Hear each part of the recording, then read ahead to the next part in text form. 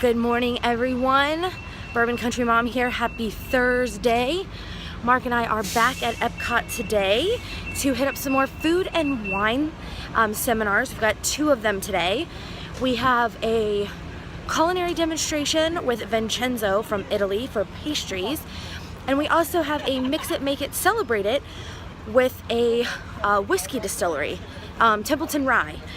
So we're supposed to be making special cocktails with the owner, which should be really cool. Right now it's about 10:50, so we're heading into bag check, at least for myself, and we're gonna head back over to Test Track. We're hoping today to get a little bit more footage of the booths that are available for you guys and the menus and things, just because the other day we were here, it was kind of chaotic and it was very busy. Since it was a Sunday, it was very packed. So we're gonna go ahead and get in the park and get started. All right, always have to grab the infamous first view when you walk in of the Spaceship Earth, the Food and Wine Festival sign. Let's get to Test Track, guys. All right, guys, so sorry for the wind, but wanted to do a quick check-in for you. On the right-hand side, when you first walk into Epcot, you're going to come across the Camera Center. The Camera Center is where you can exchange your fuel rod, if you already have one, for a newly charged one, since mine is dead from the other day. Here is the power station that is available for you to swap them out. They also have one that is available in the Festival Center as well. I will show you guys that one later. In space exploration, as well as a portal party. No, that's different, Peter. Yes. Keep pedaling, Beaker. We're almost there. That's right. All right, guys, we're headed up to Test Track now. Single rider wait time right now is 5 minutes. Standby wait time, if you want to ride with your party, is currently 50.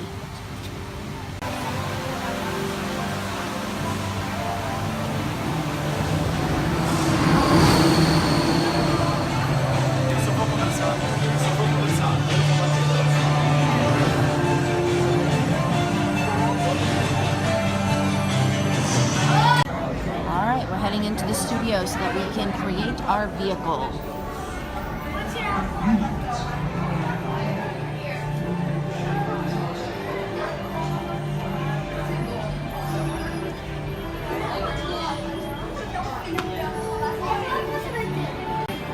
Alright. We're selecting our vehicle. Mark's going to draw it for us.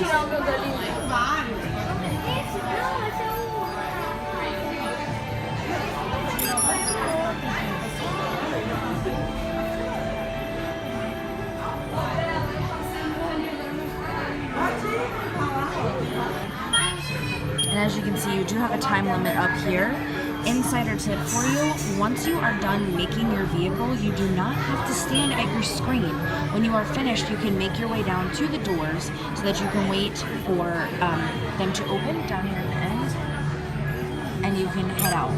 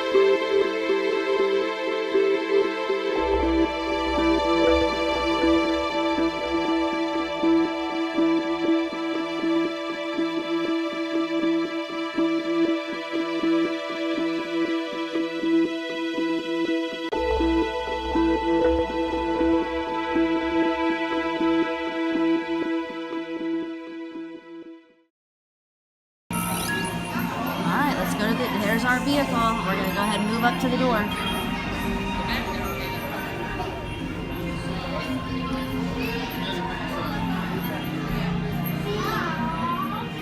So what do you think of my car? How's it going to do? Hopefully, had a lot of power. We'll see though. The capability was down. So I don't know. The responsiveness, that was low too. Alright, so we came out of the doors over here. We are now in the queue to go up the line. circles around up to here, and you're gonna go through here to get to your vehicle and get on the ride. All right, so through the window is where we were just standing, and now we're up here in the queue to head in. Right around the corner here is where you go out to actually be placed into a line for a vehicle for the ride. Two. Go ahead and take number 3. All right, here we are in the loading area. You see the cars. We get to be row 3. These here, you tap your magic band, it'll then take the car that you created in the last room and it will put it through all the tests to see where you stack up against other people in your vehicle. All right, we are loaded and strapped in. We're headed up to the seatbelt check, which happens right up here, and then we'll be on our way. Here we go.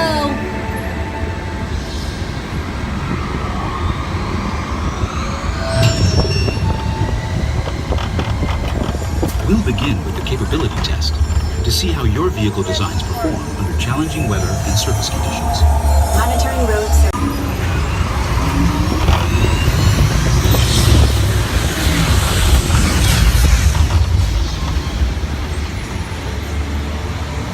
Capability test results displayed and verified. Now let's see how your vehicles compare when it comes to their efficiency. Engaging EcoScan for aerodynamic efficiency. Power test.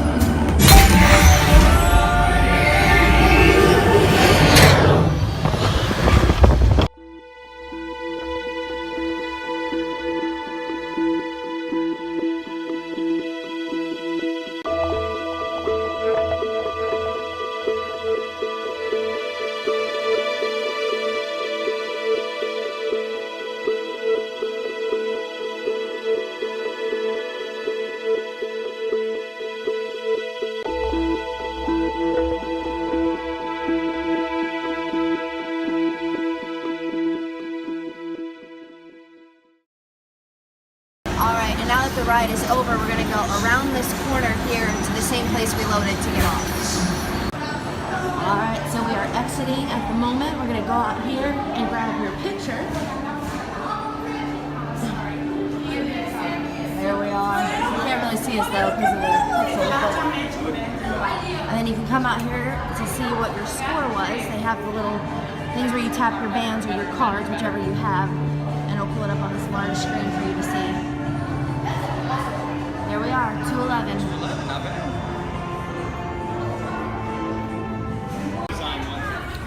Out here, you walk into the design in motion. You can make a commercial.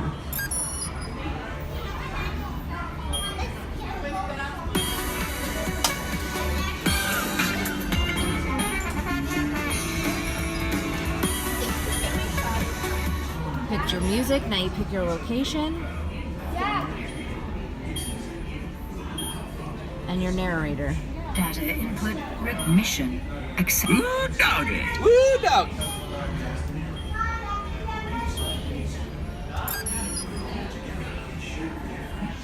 Mission accepted. See our commercial. Really, man? In the spotlight, baby. Now listen up. Y'all want to talk about power? This band got more power than an electrified fence. Except you can ride this one without being flooded the next day. Talk about power. A Chevrolet. Light her up. Alright, so after the design in motion, you can give it a spin. They have these little things set up, like simulators, set up here as well as up over here. And basically you scan your band, it'll pull up your car and it'll put you on the screen and you can race your vehicle around. There we are right there. Crash. Oh, traffic jam. So I personally didn't design the car, Mark did it on his magic band. However, if you want to come out and still do this, you can scan your magic band. No, I need to scan mine. So if I scan my magic band,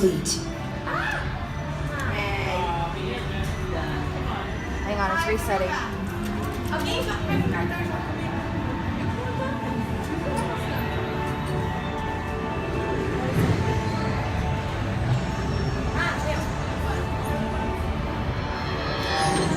Race mode initiated.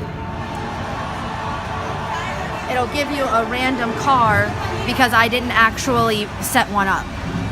So you still have the ability to race even if you didn't make a car.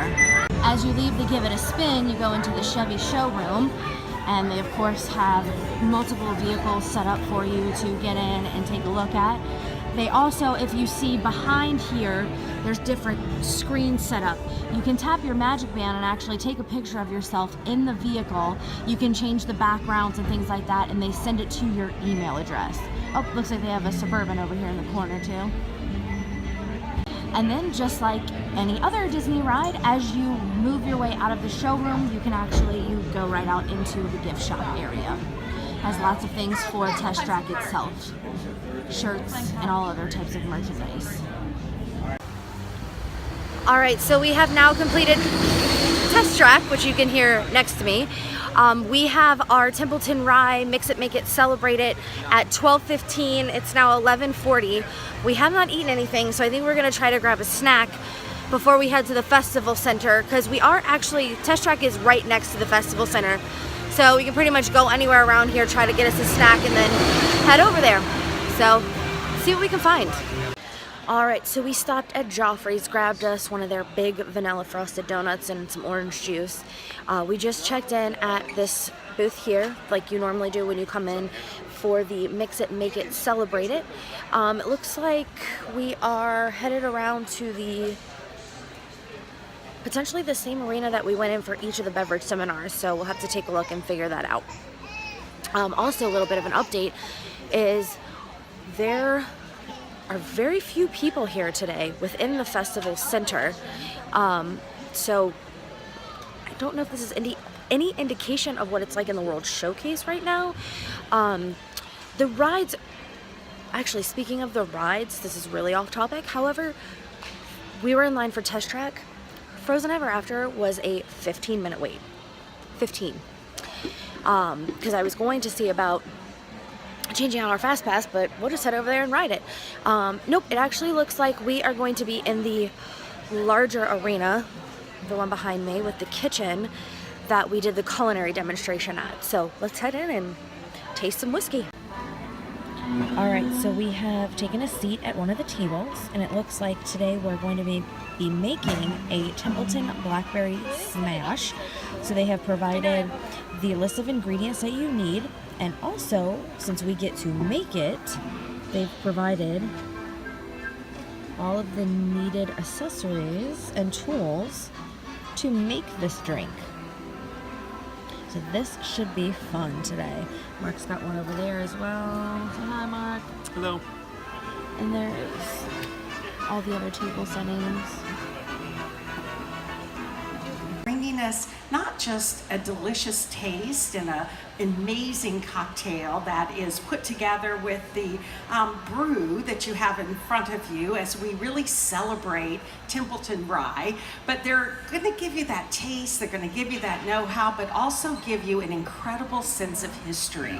First about rye whiskey, and particularly about Templeton and the incredible story, sometimes slightly illegal story, that goes along with that. And to be the storytellers for us today, the magic makers, as we go through Mix It, Make It, Celebrate It, I'm being joined by a good friend, old friend, Mark Tiburon, who is going to bring us, again, his perspective as he tells the good news about Templeton Rye all across the country.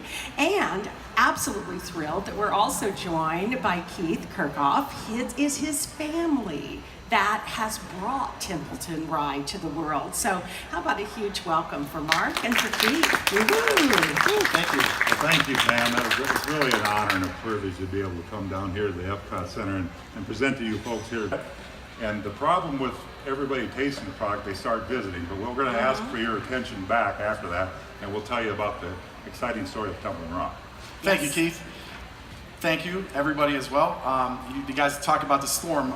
I live here in Florida, and I know one essential for for storm prep that everybody must have is a good bottle of whiskey. Yes. While you're out at the storm. It's Well, very imperative. Really good Yeah. because we're out of water, so I think we should go straight to whiskey and we've got it done. Yes. And that whiskey should be Templeton Rye, by the Yes. way. I don't know why the news leaves it off sometimes, but you need a good bottle of whiskey. But the reason why you're here today is obviously to taste the whiskey, learn about the whiskey, and we're going to make a really, really delicious cocktail today.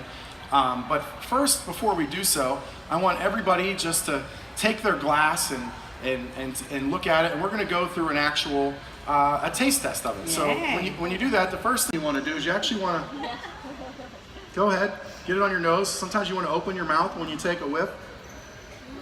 And you know, as we say, dry, grassy, a little bit of spice, almost Christmas spice. You guys get that? Yes. Now, another thing to the actual, you know, when you taste, it's about a feeling of senses. And obviously, you have to look at the product as well.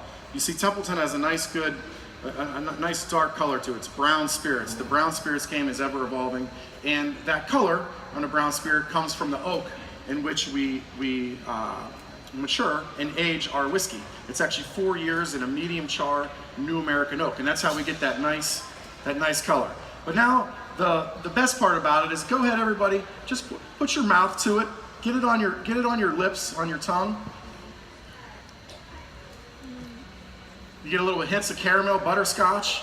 You get that spice, the allspice. Yes. And then kind of, you know, if you go and do one, you know, we could give it one more sip. Give it a little one more Because sip. that first was really just a palate cleanser, right? Yeah, true. That's how I look at it, right? And you know, the great Get thing the about spice. Templeton Rye, you know, rye whiskey is the fundamental grain is rye. I don't know if you guys know the difference between bourbon and rye, but to be called a bourbon, you have to be made from a more than 51% corn mash. To be called rye, you got to be 51% or more rye. Templeton's actually 95% mash. But when you go ahead with that finish, sometimes when I was a kid and I heard rye, I thought of rye bread, I got scared and ran the other direction. With Templeton, it's silky smooth. It goes down, it has a nice hint of sweet, and we're going to complement that today in the cocktail which we drink. So I wanted everybody, before I get to Keith, he has the good stories to talk about, but you know, I know everybody's sitting down. The first thing we want to do is make sure you have that whiskey, and don't be afraid to take a few more sips as Keith is talking, but make sure you reserve some because we need it for our cocktail that we're going to do in a little bit. And if My grandfather, about 1980, 85, and he was taking treatments in Omaha, Nebraska for cancer treatment. And I had to drive him down there. Of course, my grandmother came along, so the three of us were in the car. And on the way home, he said, Keith, I should have never taken a rap for your grandmother. And I thought, what's this all about? He goes, well, we lived a mile and a half south of Templeton. They were farmers. They had a farmyard. And anyway, my grandmother one day was, and during Prohibition, there were a lot of revenuers that were present, but who else liked Templeton Rye? The hobos. The hobos were quite prevalent. So anyway, my grandmother was out in the yard working the flowers, whatever, and she was pregnant at the time. That's what's important about this story, that she was pregnant. And she was pregnant and she was working with her flowers, and this hobo comes walking in and said, hey, you wouldn't happen to have a cup of coffee for me, will you? So she gave him a cup of coffee, Elijah, and so forth. That conversation went a little bit deeper. Hey, you wouldn't happen to have any of that Templeton Rye. So she went over to the garbage can. They always kept one dug in the ground underneath the garbage can. She pulled that bottle out and gave that hobo a drink. Well, then he reveals that he's a revenue agent. Ooh, the plot thickens. Anyway, there was some commotion there, and my grandfather comes walking up, and he says, I did the manly thing. He said, I told the revenue agent, that's not her whiskey, that's mine. And he said, that's where I screwed up, because they never threw pregnant women in jail back then. Oh, He got charged. See, But, he did. Traditional cocktail, it's a form of a julep. So all smashes are juleps, but juleps aren't necessarily smashes. Smashes, exactly. And I will tell you, you are getting ready. This is the Mix It, Make It part of Mix It, Make It, Celebrate It, because you're getting ready to become your own mixologist. And there's nobody like Mark Tiberia to be able to take you through what it takes to be not just a bartender, but to be a mixologist that takes it up a notch. For sure. So first thing we want to do is add the ingredients to our shaker. Everybody has their shaker, right? in hand, yes. We want to keep it empty, and the reason we call it a smash is because we're about to smash up some.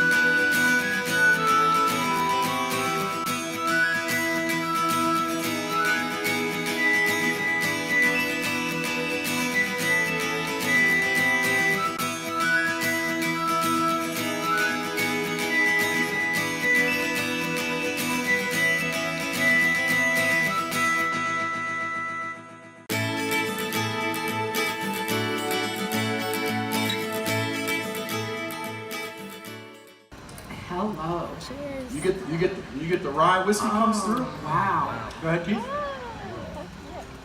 So a good, cocktails, the art of making cocktails is all about balance. The balance in the flavors. We all love to cook. But anyway, these are our labels, and that label on the right was our original label, and we got that off the internet in 2005, I think, and we used that label for a while. And then I went to my partner Scott, and I said, Scott, you know any of these people on this label? He goes, no. I said, well, if somebody comes up and says, hey, that's my grandfather, we're gonna have to pay him some money, compensate him. And so what we did, we went down to Des Moines, and I'm actually the bartender on the days. And then Scott Bush is right across from me, and the rest of our crew is on that photo. Oh, that's but awesome. when we did Italy Pavilion, he's going to be doing this phenomenal dessert right here. Every day we're doing culinary demonstrations. We've got incredible beverage seminars that go on around the bend. But this is unique because you're not just watching, you're doing. So hopefully you enjoyed your mix it and you're making it, and always the celebrating it. So thank you again for joining us, and one more huge thank you to our leaders of the pack today. And everybody with the storm coming, remember, be safe, but make sure you ride it out with a good bottle of whiskey. Yeah, we got it. That's all there is to it. Yes, stay safe. Thanks so Thank you much. for your Bye-bye. attention, folks. All right, guys, so we have finished up our Mix It, Make It, Celebrate It. We're gonna head in here to the Land Pavilion. We do have a fast pass for Living with the Land later, but the last time I checked, the ride was only about 5 minutes long, weight-wise. So we're gonna head in here and see if we can't get a behind the scenes tour ticket for later this afternoon. All right, so we stopped by the desk over by the entrance of Soarin', which is where you would sign up for the behind the scenes tour, which is a tour that takes you behind the Living with the Land ride. They did have availability for 4:30, so we went ahead and snagged a couple of those up. You do get an annual pass discount of 15% on those tickets. So now we walked right on Living with the Land, so here we go. Rainforests are also extremely rich and productive living systems, providing us with oxygen, food, medicine, and other elements essential to our lives.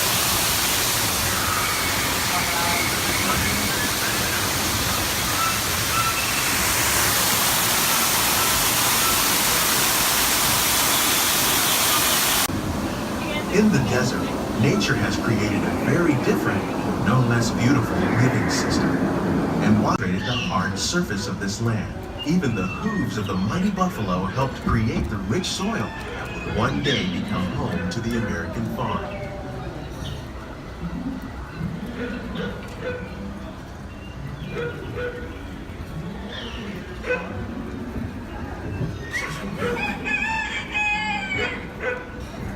And then up here you can see that's the garden grill, which circles through the Living with the Land line.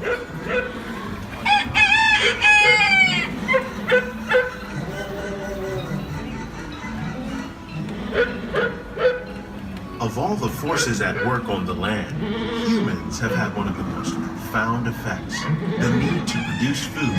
Today, we're learning to live with the land, discovering better ways to grow food that will assure both human and environmental well-being. Predators like ladybugs and wasps to control pests. In Japan, we're learning that by adding composted leaves and other plant material to our soil, we can reduce the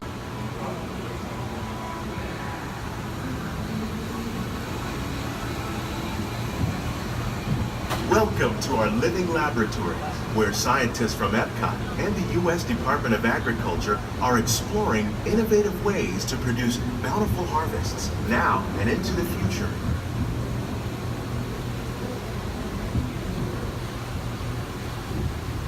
The tropics are home to the greatest diversity of plants on the planet. Many of these, like papaya, bananas, cacao, coffee, and rice, are well known around the world. These are just a few of the edible plants that have been an important source of nutrition for people living in the tropics. Many are rich in vitamins and minerals, while others are well adapted to growing in less than ideal conditions. Some, like the water lily, thrive in wet, swampy areas and waterways. All parts of this plant, Even the flower petals are edible. The starchy root of the plant has long important as the bananas growing on both sides of the boat. Popular fruit in the world. Oh, and you can find them in the banana almond sundae, which you saw in a previous video. Fish. But fish farming, or aquaculture, accounts for nearly half of all the seafood consumed globally.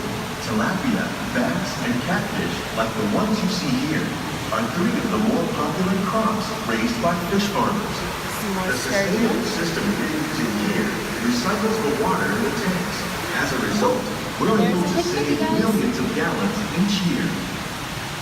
Our small fish tank. You don't normally see anything in that tank, but it's there. Each year to serve Here's some catfish on the left side of the boat. Innovations like this one play an important role in our efforts to produce valuable harvests and still protect natural resources. Oh, there's a big shrimp up there for you. There's another big Mickey. Oh, we'll get you over here for this big shrimp as well. More than 50,000 edible plant species in the world. Most of us are only familiar with the handful that make up our everyday diet.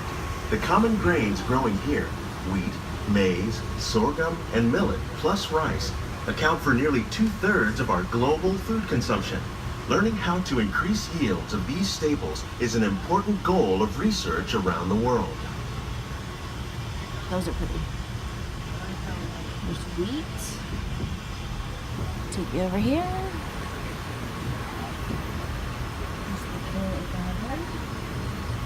There's corn. These plants are definitely on their way up. Innovative growing techniques like these increase yields while more efficiently using resources like water, fertilizer, and pesticides. Another innovation at work here is our integrated pest management program. By populating our greenhouses with beneficial insects that prey on harmful pests like aphids and flies, we are significantly reducing our reliance on Oh, it says 35 in the plants.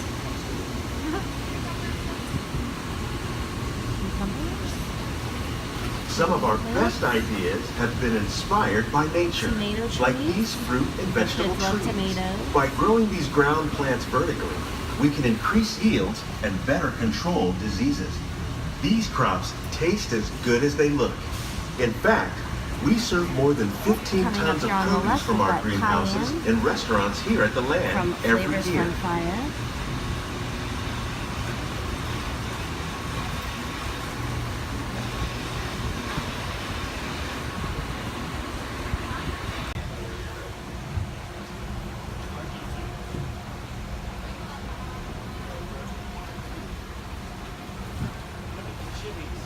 The future of agriculture may include innovative ideas like this vertical growing system. Plants grown in this way use a fraction of the space required by traditional growing methods. That saves water and increases production. The aquaponics fish provide a natural source of fertilizer for the plants, and the plants help keep the water clean for the fish. It's another great way to produce more while using less. Oh, there's a hidden Mickey back there too. In our lab, Epcot scientists are working with the U.S. Department of Agriculture on a number of innovative projects. The goal of these efforts is to produce higher yielding and better. All right, guys, so we are back in the festival center. Sorry, I'm all red. It is a hot one out there today. I don't know if it's like the calm before the storm, like they like to say. I'm not sure. We are checking back in at the festival information booth, which again is right when you, so behind me, the sign, that is the entrance, the doors that come in. You've got a ramp on each side, come down, festival information booth is right there at the bottom. So we're gonna go ahead, check in for the culinary demonstration with Vincenzo from the Italy pavilion. And we're gonna watch him make us some pastries. So this should be really exciting. I'll get some good video and show you guys what you can look forward to if you decide to sign up for any of these seminars throughout the entire festival. So earlier in the day, I did tell you about the power station that is located when you first come into the park. Here is the one that is available to you within the festival center. It is right next to the Ghirardelli set up here. I didn't show you earlier though the steps of going through doing it, so I'm going to hand the camera over and I'm going to show you how this all works. Alright, so we already purchased a fuel rod before we came. So if you were purchasing one, it would be $30. You would get all of these extensions, but we already have those. So I'm going to bring my fuel rod. I'm going to go down here and I'm going to swap mine out. Make sure that you are following the instructions on the way that you put the barcode in. So we're going to drop it in here. It's going to think about it, drop it in, and I grab my newly charged one here. And it'll then tell me, thank you for swapping it out. And I get a fully charged fuel rod from the machine. You also, if for some reason you're not at a power station for any reason, it does have the port here at the bottom that you can plug in and actually charge this back up yourself if you're not near a power station. So just wanted to give you guys a heads up on that. And you want to let it cool because you're not, again, wanting to break it or curdle it by any means. Alright guys, so here is the finished product that we get to taste.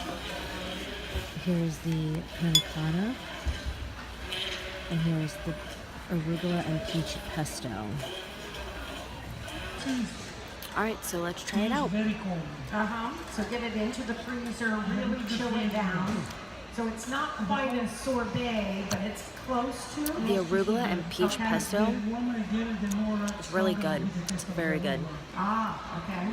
So you want that hint and that framing of arugula, but you don't want to feel like you're eating a salad. Okay. Nice. The panna cotta is very creamy, and you can definitely get the limoncello flavor in it. It's really good. Beautiful. Very, very good. Thumbs up. Those that are to pull away. Oh, look at that. Perfection. You've done this once or twice, my friend. Couple million times. Yes, a couple million times. Little swoosh.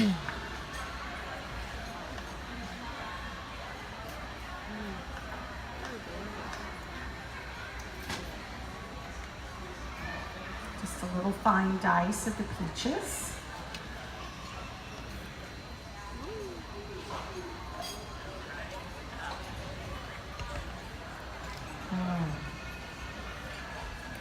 So gorgeous.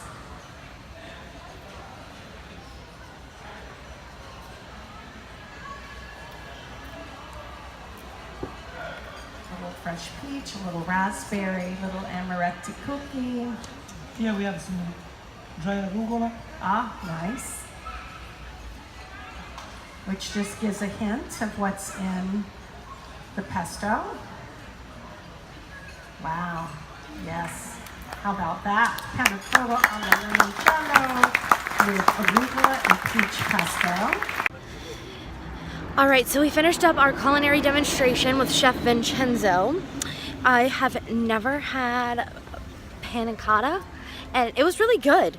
I liked the pesto as well, but it was very overpowering with arugula. It was I got hints of peach. I didn't care for the pairing of the two. I liked them separately, but not together. And the little cookie that was on there was really good as well. So, as Mark said, he could have done with just the panna cotta, the whipped cream, and the little cookie. It was really good. But overall, great. Vincenzo was really cool to watch. He's been doing this for a really long time, and he does still, cook at one of the restaurants over in Italy. In their pavilion. So it was really cool to watch him cook, just like it was to see Chef Rosa. So we're over here in the building with the craft beer to check out some of the food options that they have here as well. So let's see what we can find. Alright guys, here's the menu that is available for you inside the craft beer portion. And we went ahead and got the zesty cheeseburger and cheddar cheese macaroni sandwich. Alright guys, so here is what it looks like. It's got lots of chives, all green onions on the top of it. So let's dig in and see what it looks like. We're not even sure how we eat it right now. Let's do this. What do you think?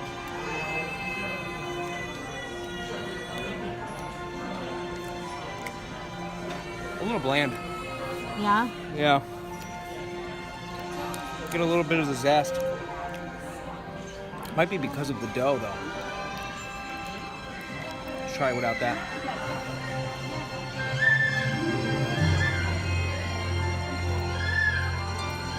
Yeah, no, still the same. All right, so here's a better view of it without the paper. It's like a cone almost that cool. everything's in. All right, so let's try this out.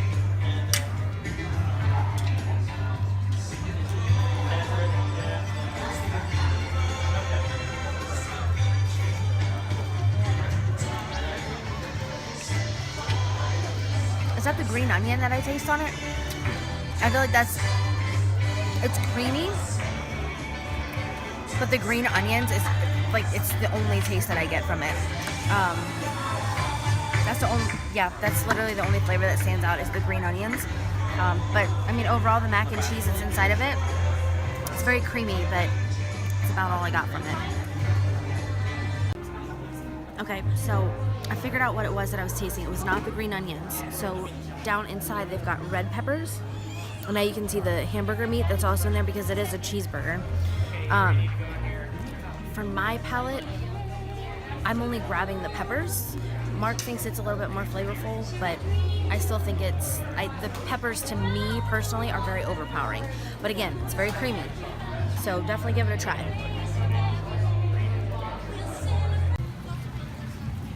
Alright guys, so we're walking in here from the craft beer piece that was behind us. Over here to the left is going to be Mexico. I just wanted to show you guys the crowd. I mean, this is, you know, the opening week, and it is, I mean, it's dead today in the World Showcase. I mean, some of the rides still have a decent amount of a wait, but over here in the World Showcase, like I said, it is dead. So we're gonna head into Mexico here because we have the behind the scenes tour at 4:30. It's 3:30 now. We're gonna head in here and ride the ride inside of Mexico. All right, guys, we're walking into the Mexico Pavilion now. Probably one of my favorite pavilions inside. It's just such a cool atmosphere. Again, the Grand Fiesta Tour is over here to the left. Over here to the right is the San Angel Inn restaurant that we ate at for my birthday last year. Really good, you guys should check it out if you can get a reservation. There's no line. This is great. This is amazing right now. This place was packed on Sunday, and it is just no one right now. It's our favorite part of the ride, the fireworks.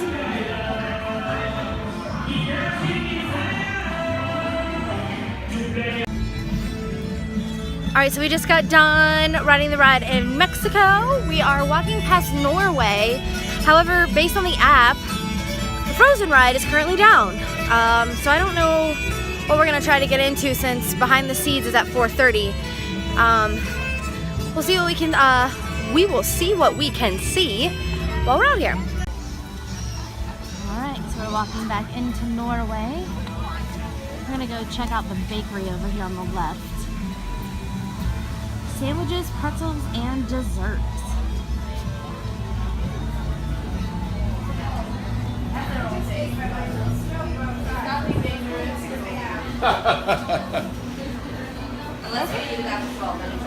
There's Anna's birthday cupcake. School bread, a snow globe. Oh, I like the Viking moose cake. That's cool. How was today so far? Get it? They have little frozen mini cupcakes. There's a troll and Olaf.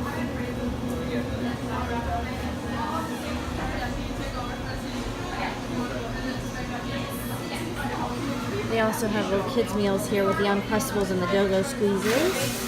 It looks like they have a couple bags in here as well. White Zip, Chardonnay, and a Merlot. Here's another piece of the display that I missed before. And they also have these sandwiches and salads here. It looks like a sampling tray. It looks like they also have Viking coffee, which has the Bailey's and Irish cream, and some coffee liqueur, Bailey's and coffee, Scandinavian draft beer as well. Alright, so we have decided to pick up the infamous school bread, which is a pastry with the vanilla custard on top and inside with a coconut shaving icing. Ooh, look What's at it that. look like?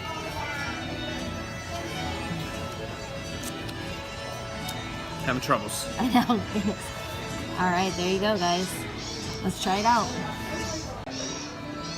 All right, guys, so I don't normally care for coconut, so let's give it a try and see what it's like.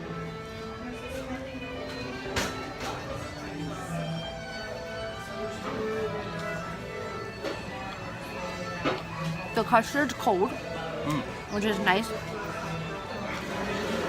The pastry's nice and soft, and it's not overpowering by the coconut. But you get like a little bit of like a crunch from the coconut shavings. I would say overall it's really good, and I can see why people really like it and come here to get it, and it's their top seller based on what the lady inside said. So I'm gonna finish this up and see what else we can get into.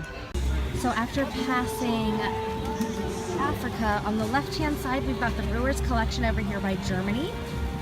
They have one menu item, the rest are beverages. Okay guys, we have made it to the behind the scenes tour. They lifted the bridge and we got stuck. And so I'm really out of breath. But we have Nicole here who's gonna start our tour for us. So let's go.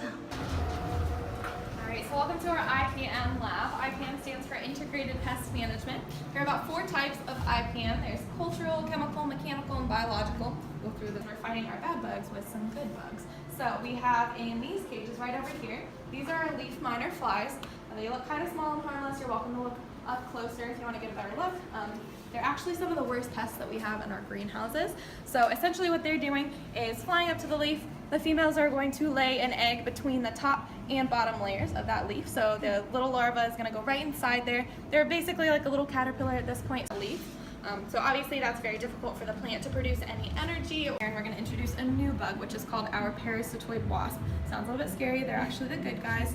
So this parasitoid wasp doesn't look that much bigger. You can see they're actually different bugs in these cages. These guys don't even have stingers. They're not going to pose any threat to us, no threat to our plants. They're just going to attack these leaf miner flies. So what they do is find a leaf miner larva that's already chewing through that leaf. They're going to lay their own egg inside of that larva. So this new parasitoid wasp is going to be growing inside of this larva. And this is what we collect them in. So we move our plants over here. And you can see they're kind of draped over the side. So the leaf miner larva knows something's very wrong. There's something inside of it. So he's going to chew out of that leaf prematurely. He's going to fall down into these little funnels we have down here. You collect them in these cups. So that's 8 days to complete. So this is going to start at day 1. You're not going to see much in the beginning. They're very, very small, but they are chewing around. And then this is going to be about your day 4. From here, it's going to speed up quite a lot. And in just 8 days, pretty much the entire leaf can be gone. So if we don't control this, none of our plants would do very well. So, and she can sense the vibrations of it moving inside of the leaf. So she'll lay her egg in there. And at the end, you'll see her do something a little different than the fly. She's going to rub her back legs together. So what she's doing there is laying her scent over that site. So if another parasitoid wasp comes along, they know that this one's already been taken care of. They can move on to another one. So you see kind of open space. Okay, so over on the left is Soren, and everything over here on the right is the greenhouse and the labs. See, it says up there on the bench head, it says today's research is for plum. So we are working on finding a strain of plum that is resistant to plum pox virus. Has anybody heard of plum pox virus before? No. Okay, so briefly, little history. It was found over in Europe in 1915, and it devastated all of their stone fruit. It has anything with a pit in it, like cherries, peaches, plums, things you might be familiar with. So that disease was very bad. Hi, so that's one of our USDA employees, that's Seal. She's pretty cool. We did dishes together today. That was a great time. So working on strawberries. So they're looking for a seedless version of strawberries. Does anybody know why they might do that? That would be awesome. We have 4 different greenhouses. This is the first 4. 2 of them are concrete greenhouses, so we have different sections kind of going on here. Everything we do in a greenhouse, that's an exception to all of our rules. You are allowed to touch Stanley. So go ahead. I promise. It makes sense. This is Stanley. You're allowed to touch him. This is Stanley plant. His common name is sensitive plant. You can kind of see why he's a little bit shy. I touched it and it closed. Yeah, so basically why he's doing this is to prevent the spread of disease. If the bug lands on him and it closes up, the bug's not going to like it very much, so they're going to stay away from these plants because they don't want to land on them when they close up. That's so so that cool. stops the bug from spreading disease on this plant. They do it for the movement of water, so they're just going to suck all their water back up into their roots. Both their leaves like that. So they're pretty fun. I will show you. Stanley sometimes the trick for me. So real quick. But he's actually going to forgive us in about 10 minutes. So it takes 10 minutes to go right back to normal. He also does this in the dark and when it rains. So interesting. They're very smart plants. That is so cool. I am washing my hands for a reason. So I have cucumbers for you guys today. These are some cucumbers that we grow in our greenhouse right next door. We harvest them every morning. This is our watermelons. You can see them kind of growing up in the air, which is a little bit unconventional, but that's totally okay. So we're growing up in the air kind of for a couple reasons. One of them is for food safety, just keeping them off the ground. It's a little bit nicer that way. Also, our integrated pest management, keeping them away from more pests that might be kind of on the ground. Also, it's a lot easier to harvest when they're right above your head. You don't have to bend over or anything like that. So we just provide our watermelon with little tiny hammocks, you see, just so that they're not falling off the vines because they're not used to being up off the ground. So that's all we do with what's going on. These are some of my favorites. This one right here, these are called determinate tomatoes, which also means bush tomatoes. It means they're going to grow to a certain height and they're just going to stop. I'm always going to be 5'4". They're always going to be their predetermined height. So they're about there. We just built this system as they grew. So when it was down here, we only had boxes going up to here. We just build our system as our plants are growing. So they're going to get the support kind of on these edges. The tomatoes are going to be supported by this PVC pipe. Over here we have our indeterminate tomatoes. They're also called vine tomatoes. So they're and I love this specific watermelon for a very wonderful reason. That's because I hand pollinated it about 2 months ago. He only took 2 months to get this big, so I'm really proud of him. They grow very quickly. This is kind of what the inside looks like. It looks like a little snowflake. That's why we put it into another. They are native to Southeast Asia, so there they might split it in half, put a soup in the middle, and when they serve the soup, they'll scrape a little bit out. It's just an interesting way of serving this. Is anybody interested in holding the watermelons today? They make for great pictures. You'll never be able to do it. Let's take it to again, which I'm okay with. It's heavy. It is a little bit heavy. So this one, of course you can. Last thing about winter melons, so we do have to hand pollinate these, as I kind of suggested. The reason we do that is because we don't have any natural pollinators in here. So, good question. So this is what's growing on that citrus tree right over there. It is called a 9-pound lemon. So they are naturally occurring lemons. No crazy stuff here. It's a 9-pound lemon tree. One host learned the service very well. His name is Lightning McLean. Really fast and really cool. He actually just molted his first kind of one of these this morning. It's very, very tiny. It's about this big. But that's a good sign, so it means he's growing. Basically like how a snake sheds its skin, they're going to do the same thing for us as skeletons. So the tilapia you are normally able to feed on the tour, however, because of the hurricane coming through, they're not feeding them so that they can change up their feeding schedule to prepare for a hurricane coming in. So the Russian sturgeon fish are in this tank across here, which you make caviar from, but they do not serve caviar on property. She said they're like water puppies because they like to cuddle and come up and they're very friendly. There's a better view of the sturgeon for you in that tank.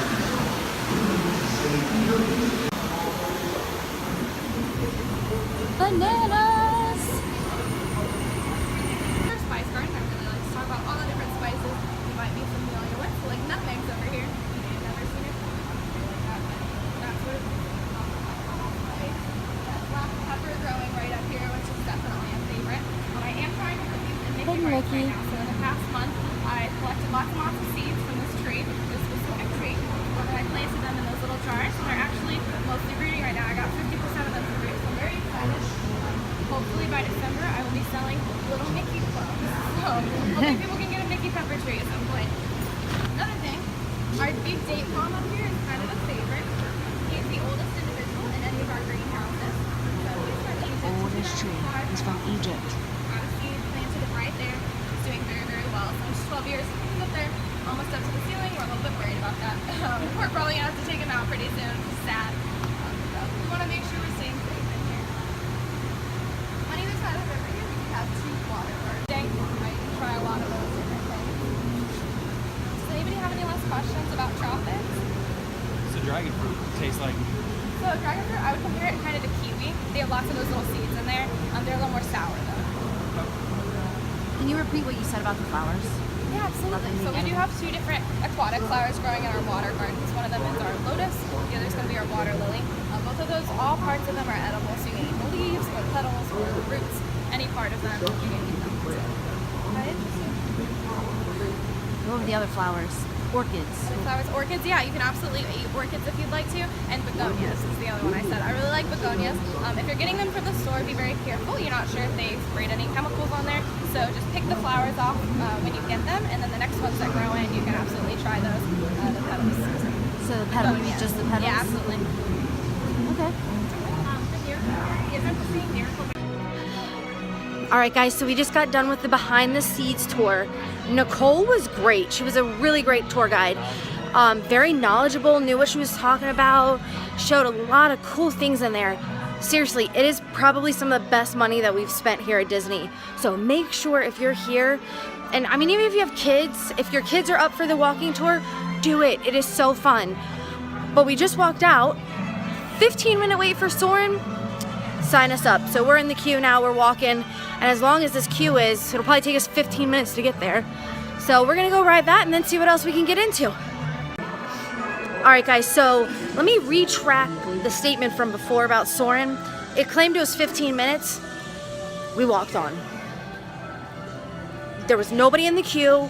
We got up to where they normally stop you and decide which concourse you're going on.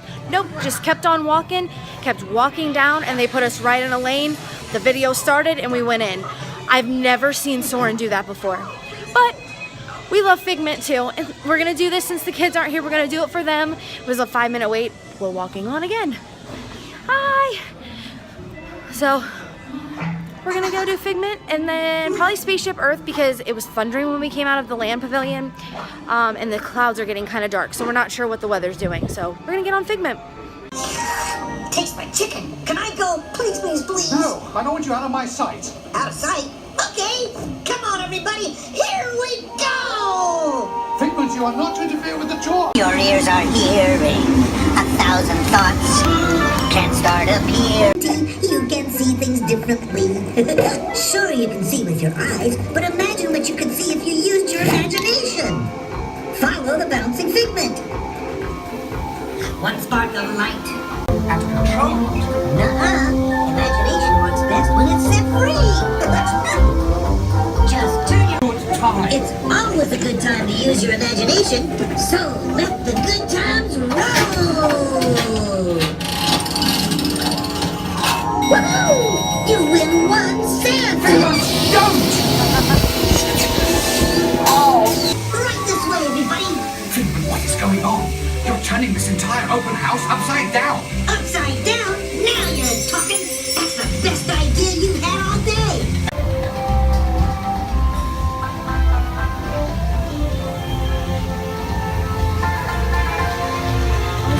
Now here's a real open house! Come on in!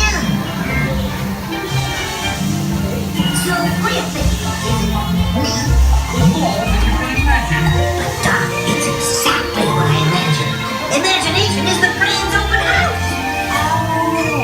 Doc, imagination is a blast!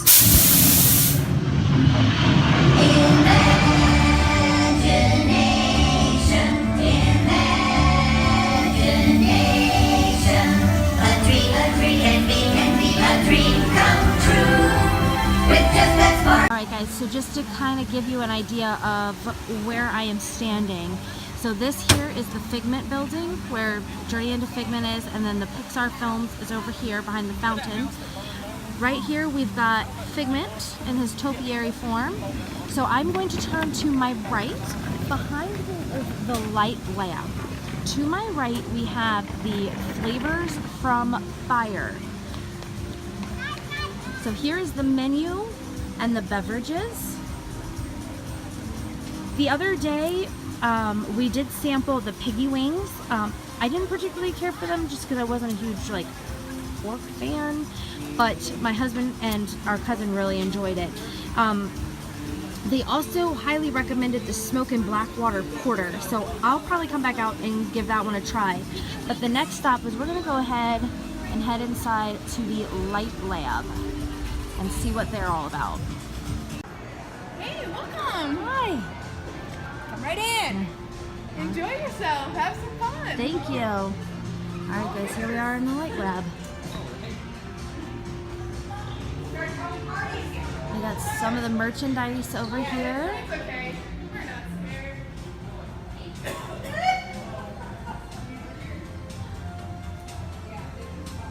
Has some signs about how you taste, how the brain tastes flavor. Some information, it looks like, about maybe your taste buds. Some information on carbonation here on this wall. Fluorescence. And then let me show you guys the menu they have in here. Ooh, with the black lights, it's a little hard to see. Hold on, let me see if I can get this. There we go. It's a little better for you.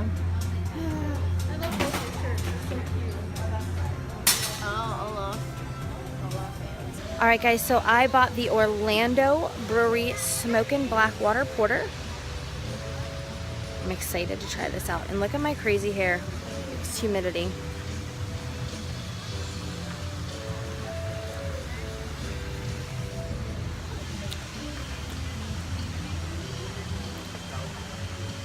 It's very smooth and has lots of yummy coffee aftertones that hit as it was going down. So I would give it a thumbs up. So make sure if you're here and you're looking for a good porter, check out the flavors from Fire. I, for some reason, can't remember that. So now we're gonna head over here to some of the newer ones. It's like Coastal Eats, Active Eats.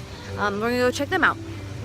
Okay, so new to the festival this year is going to be what's called the Next Eats Pavilion. You have the Active Eats kiosk here. We are going to try that loaded mac and cheese.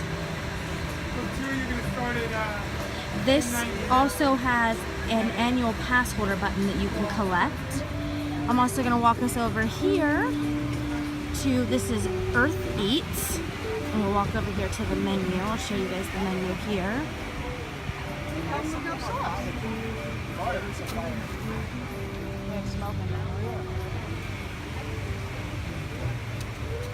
Here's the Earth Eats menu.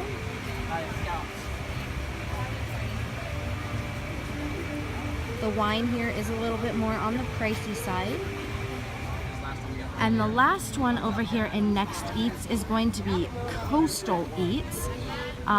We have particularly enjoyed this one. We have tried the lump crab cake as well as the baked shrimp scampi dip. It is amazing. Make sure you come and grab some of that. We've had it multiple times since we've been here. Alright guys, here's the loaded mac and cheese from Active Eats. You see it's got the green onions, there are some red peppers, there's bacon. So let's give it a try. So you're missing out. What do you think, Ben? What is that? It's got a kick to it. What is that? Woo. What? I don't get as much spice as I think he's getting. Try to fix my horns over here. I don't think I got a red pepper though in mine. It's got some crunch to it as well. I'm gonna say for me personally, it has better flavor than the cheeseburger snack that we got over at the craft beer. Yeah, if this would have had a little bit of it inside of the cone. Yeah, definitely. Been a perfect pair. What are you gonna do if I die? But I think I would definitely give it a thumbs up to give this a try. Again, it's in the Next Eats Pavilion at the Active Eats kiosk. It is the loaded mac and cheese. Okay, so these particular studios were introduced last year in 2016. So here is the menu for the chocolate studio. We tried the liquid nitro. Phenomenal. Make sure you try that. I mean, you can actually pick it up and eat it almost like a pastry. So that one was really good. And we're gonna head down to the next one.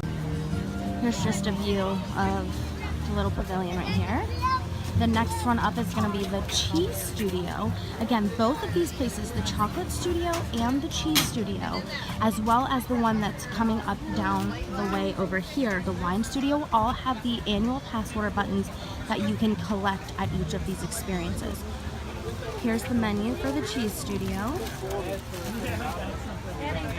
Braised beef stroganoff. We did try the braised beef stroganoff here as well. It was also very good, had lots of great flavor. And here is the menu for the Wine and Dine Studio.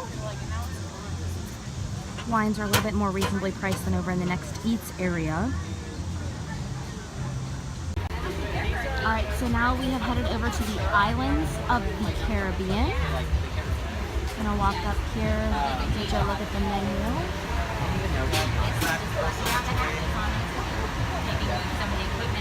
Alright, just to give you an idea of where we are, here's the ball.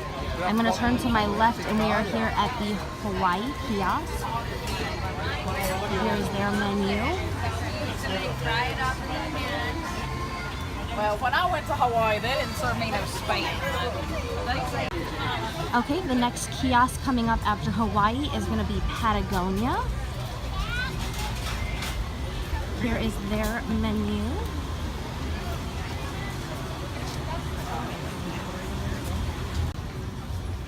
The Almond Orchard is next on the list. We have actually tried a couple things from here. Let me show you the menu. I have tried the fire roasted tomato hummus, which was really good. The banana almond soft serve sundae we also tried, but we weren't a huge fan. So we are passing the islands of the Caribbean, which I just showed you guys previously. We kind of backtracked. Up here on the left is Australia. We go ahead and grab a shot of the menu. So here's the menu options. We are going to try the shrimp. All right, everybody, here is the grilled sweet and spicy bushberry shrimp. This is $5.25, served with pineapple, pepper, onion, and snap peas. All right, so you love shrimp and seafood. What do you think? Oh, shrimp's fantastic. Is it hot? Or No, spicy? it's got that blend of sweet, got that blend of spicy. Oh, it's perfect. How about the snap peas? Have you ever had those before? I've had snap peas. It's a snap pea. Okay. There's nothing great to it. You know, I think is there potatoes in there, is that too? Let's try the potatoes. I think there was pineapple. I think it was pineapple. Oh, pineapple? Maybe potatoes, I'm not sure.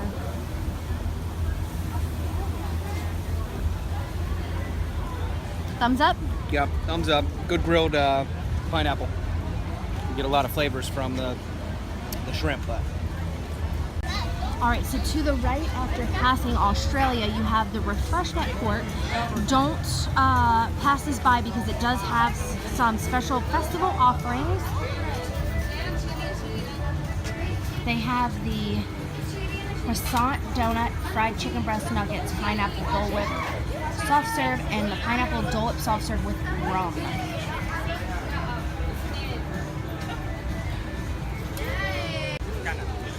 Across from the refreshment court, you have New Zealand's kiosk. Here is their menu. It's mussels and venison here. Alright, just thought I would take a second and show you all this beautiful view. We are in line to pick up some mussels. It's just so pretty. Okay, so these are the green lip mussels from New Zealand. That's a big mussel.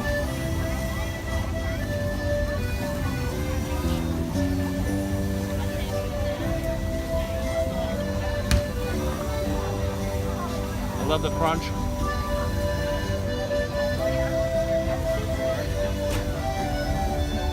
Not getting a whole lot of garlic butter though.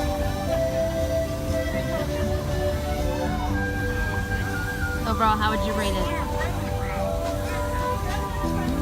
Let me try another one. That one is kind of dry. really be sticking like that when you're trying to get them out? Oh, and then we just lost one.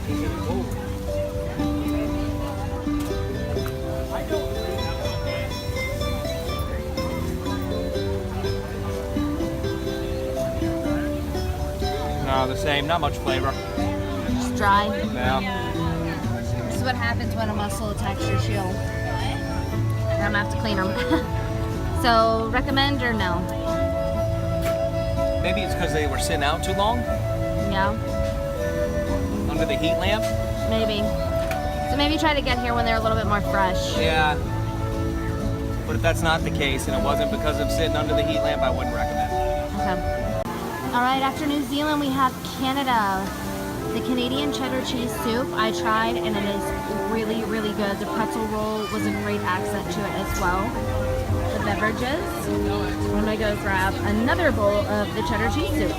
All right, so here is the cheddar cheese soup with the pretzel roll with my hair.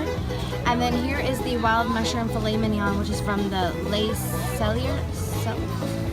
Sure. Cellular? I'm not really, sorry, I don't really know how to pronounce it. But I paid $8 for this little tiny piece. But, stay good. I also just wanted to check in regarding Canada's menu. The other day I did also try a glass of their apple ice wine. I wasn't a fan of it. It didn't have very good flavor at all. I wouldn't recommend buying it. I mean, if you're intrigued and want to try it, go for it, but it's $6 and I didn't think it tasted very good at all. Alright, so what did you think about the filet mignon?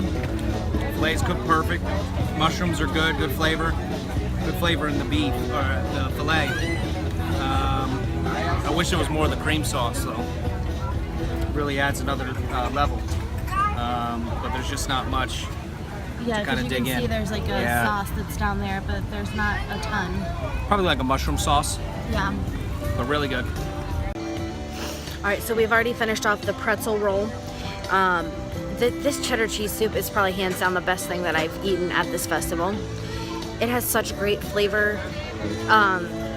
There's nothing bland about it. There's just, honestly, I don't even know what all's in it. I don't know if there's like some bacon, you know, a little bit of pepper and seasoning, but it is really good. I would give this one 2 thumbs up. Make sure you grab some in Canada while you're here at the festival. After passing Canada, you're going to come up on Scotland on your left. Get you over here to the menu.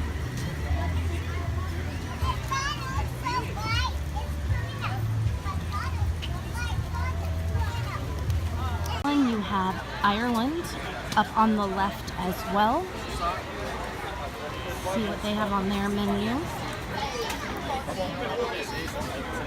On Sunday, we actually tried the warm Irish cheddar cheese and stout dip, as well as the warm chocolate pudding.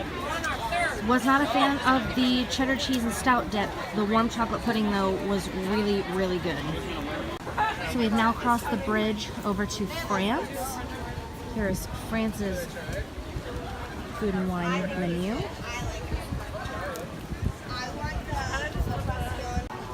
We are making a pit stop here in France so that Mark can pick up this amazing ice cream sandwich dessert that he loves.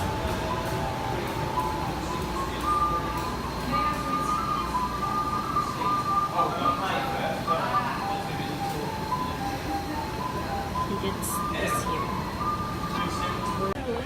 Mark changed it up, and instead of getting his ice cream on a brioche roll, he went ahead and got a waffle cone with mint chocolate chip ice cream, which is made fresh in-house. Another little side note for you guys, this kiosk right here, which is always here, regardless of food and wine, has a drink called the Orange Slush. Not sure because of the lighting. It's over on the right-hand side over here. It's like a $10 drink, but it is so good and so refreshing. It has 3 different liquors in it. Make sure you check it out if you're here. So we have come out of France. We have the Brazil kiosk here. Here is Brazil's menu. With sound, lights, color, dazzling fountains, fireworks, and colorful lasers. There's the Barbosa Black Beer, which was recommended as well. Comes together. We are trying the cheese bread from Brazil, and I got the Barbosa Black Beer. Alright, it's nice and warm. And there's a plant touching my leg.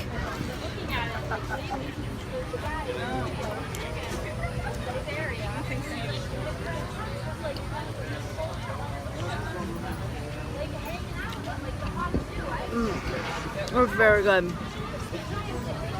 It's literally bread filled with cheese. Oh man. It is so good. What do you think, babe? Wow. It is so good. Okay, hold on. Let me try my beer really quick. All right, so this is the Barbosa Black Beer. This is made by the MIA Beer Company, which is here in Florida, and I just spilled some. Oh.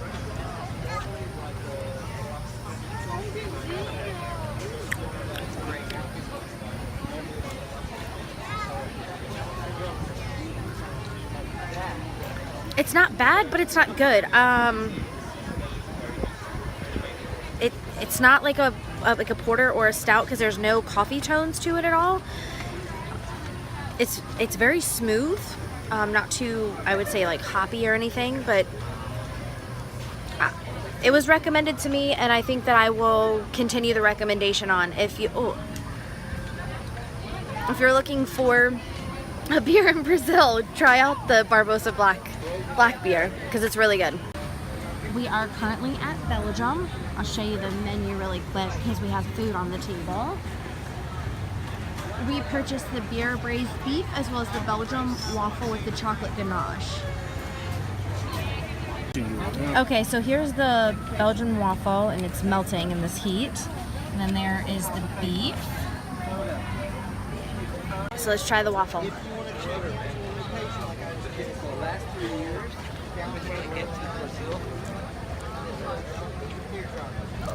It's good. It's nice and soft in the middle and kind of crunchy around the edge. The chocolate ganache and the whipped cream is really, really tasty. Definitely check out Belgium and their waffles, for sure. The next is going to be the beer braised beef with smoked Gouda and mashed potatoes. They're smoked Gouda mashed Oh, smoked Gouda mashed potatoes. I'm sorry. Oh, this table's wobbly. Okay, give me a little bit of both. All right, here we go.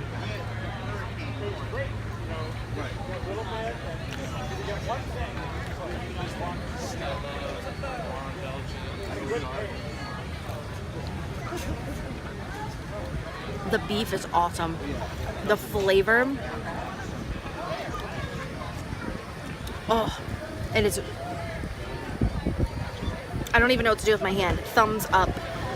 Two things at Belgium are good. Make sure you hit up Belgian kiosk. Yes. Really good. Just wanted to throw in a helpful tip here. We are getting ready to walk. We just passed Belgium. This is the Morocco Pavilion. There are bathrooms right here in case you are looking for them. You know, somebody in your party really has to use the restroom. They are right here, right before you get to Morocco.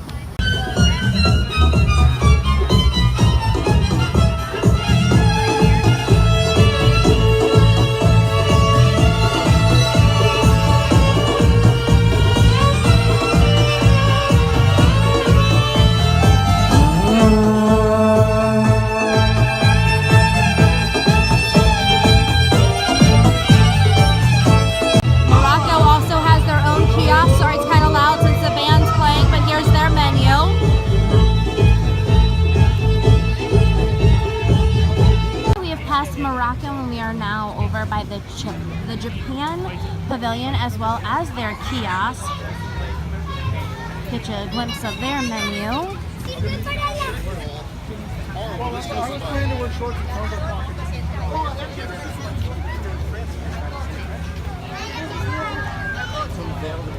Eat to the Beat concert series that is here during the Food and Wine Festival. It's featuring Fuel today. This is right in front of the American Pavilion. Alright, so here's the Hops and Barley Market menu. It's a little misleading because the menu is here. However, the kiosk itself is actually back here past the Blocks and Hans station. Alright guys, sorry for the crazy lighting, but it is starting to get dark. And since I do most of my videos on my phone, gotta turn the light on for you guys to see this. We are in the American Pavilion. We just stopped at the Hops and Barley. This is the carrot cake with the cream cheese glaze. Cream cheese icing. Cream cheese icing. And this is the coffee pilsner. Orange Blossom Brewing, Foxtail Cold Brew Coffee Pilsner. Okay, It's a mouthful. Mark got me this because I do like the coffee flavored stuff, but I don't normally like pilsners, so we'll see how it goes. And it's local to Orlando. And it's local to Orlando as well. Alright, so it tastes and smells like straight coffee, but it has a very nasty aftertaste like a pilsner would. So I don't recommend it. The carrot cake is good. It's really warm. You kind of crunch a little bit on the carrots that are in it, which is a little off-putting for me, but I'm very iffy about carrot cake as it is. Like, sometimes I like it, sometimes I don't. It all depends on how it's made. Overall, I would say it's good. If you like carrot cake, try it out. The icing is really good. So yeah, it's not for me, but it's okay.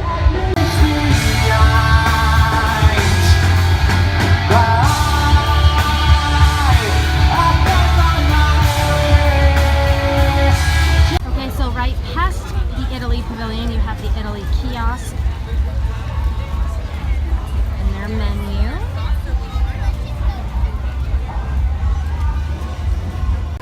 Alright, next up is Spain.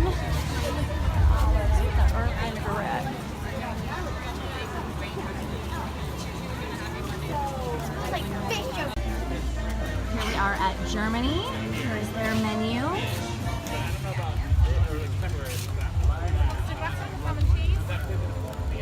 Strudel with vanilla icing. Alright, so we have the apple strudel with the vanilla icing. And that is Schinken Nudeln. Pasta gratin with ham and cheese. Alright. That was the ham. Okay, what is the pasta cheese thing in Germany? It has a very odd flavor that, I don't know, I can't put my finger on, but I don't like it. I don't like it at all. Don't recommend. Okay, so I'm finishing up trying to chew the apple streusel. The pastry piece of it was like so hard, it broke, like it almost like shattered like glass. It was weird. I don't really like it. It tastes like anything else that has apples in it, but it's just, I don't know. It's not really my cup of tea. Some of the apples are kind of like on the slimier side, and it was kind of like, eh. So from Germany, I don't have anything positive to say from the stuff that we've tried at Germany's Pavilion. So let's go ahead and move along to the next one. Okay, so after Germany, we come across the Africa kiosk. Here's their menu and beverages and recommended pairing. Alright, so as we came across the bridge, we are now at the India kiosk. Here is India's food menu. And beverages. Okay, so I have just passed the China Pavilion on my right. The China kiosk for the food and wine is on my left. We'll walk up here to check out their menu.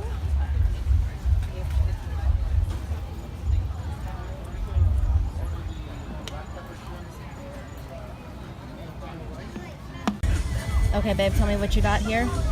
So this is the black pepper shrimp and garlic noodle.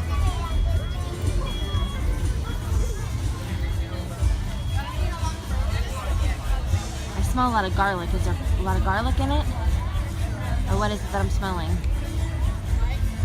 Let's try the noodle. There was no garlic on the shrimp. And actually, really, all I tasted was breading on the shrimp. No other flavor than breading? No, nothing exciting.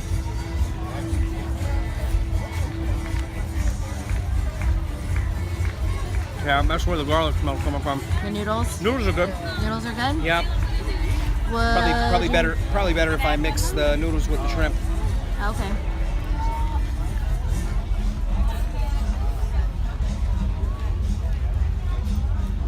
Yeah, that's it all together. So, thumbs up, thumbs down? Thumbs up. Okay. Thumbs up. All right, cool. I'll eat it again. Okay. All right, so what do you do when you're walking by Norway and the park closes in 30 minutes and the line claims it's 30 minutes long for Frozen Ever After? You ride, because you walk in the queue and it looks like this. No one. Honestly, our luck, I guess, when it comes to this ride is normally whatever the time says, it's usually 10 to 15 minutes shorter. Now, and sorry for the weird in and out lighting, I'm in the queue for Frozen Ever After, but that's just our luck. That's how it normally plays out for us. Whatever the time is, it's normally 10 to 15 minutes shorter. And right now, it's kind of living up to that. So we're gonna go ride some Frozen. Elsa wants to give us all some fun. She's making everyone a snowy summer day. Today, on our sail touches with the unselfish act of true love. Ice Palace?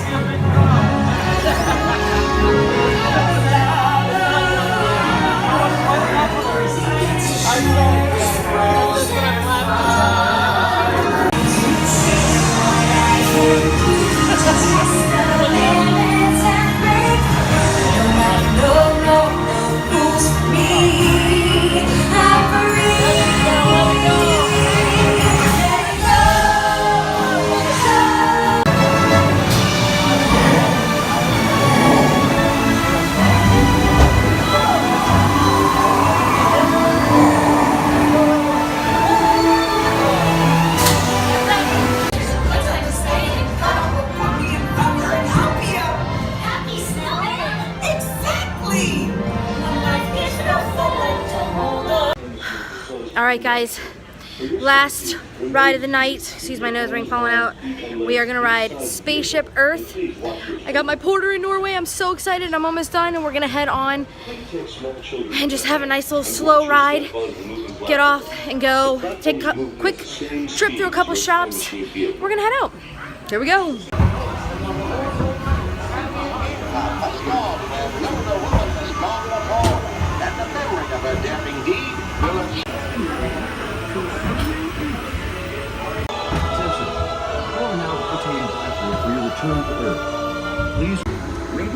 Alright, what are we most interested in?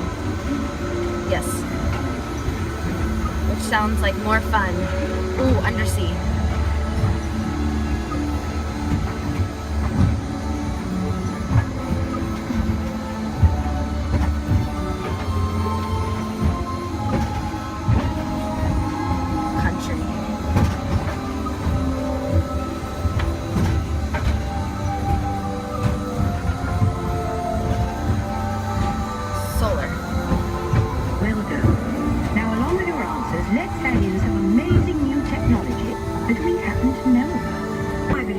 Future is just about ready. Let's take a look, shall we? Welcome to the future. Or should I say, your future. Here in your future, getting away on vacation is a breeze. Your smart suitcase knows where you're going and what you need. And with solar power from your home fueling station, you're on. Don't worry about the house. A PDA with remote control can take care of anything you forgot. You leave your country home in an ultra-light, ultra-powerful, total network family car that can take you anywhere. Since you like to wing it, your virtual travel agent gives you options for hotels and restaurants along the way. You can just relax and take things as they come.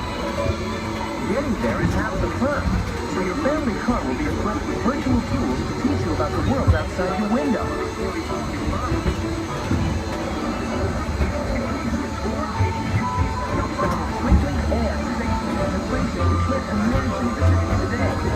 And the moment you arrive at your ultimate vacation destination, you dive right in.